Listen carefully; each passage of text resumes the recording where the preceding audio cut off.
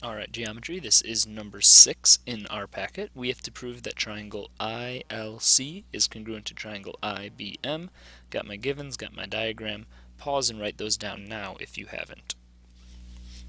Alright, so first thing I do is mark my givens. IL is congruent to IB, and we've got IC, segment congruent to IM. So it looks like I have an S and an S, so I either need that BM is congruent to LC, or perhaps I need these angles 1 and 2 congruent to each other, and that would give me an SAS situation.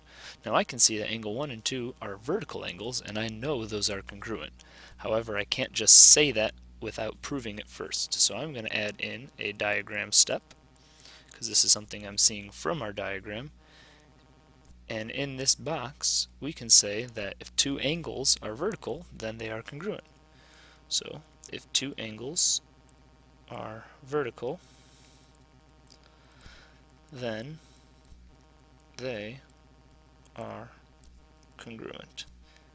And that is a very general property, so we need a specific case that comes out of the box, would be that angle 1 is congruent to angle 2. And I'm going to mark that now.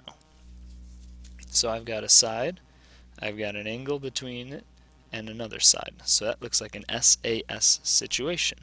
So what I'm going to do is make an SAS box and say, well, here's a side, here's another side, and here is an angle that I just proved congruent. So I've got corresponding side, angle, and side. Therefore, coming out of this would be that triangle ILC is congruent to triangle IBM. And you can check that by picking specific sides or angles that correspond with each other. And we could say, is angle CIL congruent to angle BI or MIB? Well, CIL, MIB. Yes, angle 1 and angle 2 were congruent, so we know that we did this correct. And there's your proof.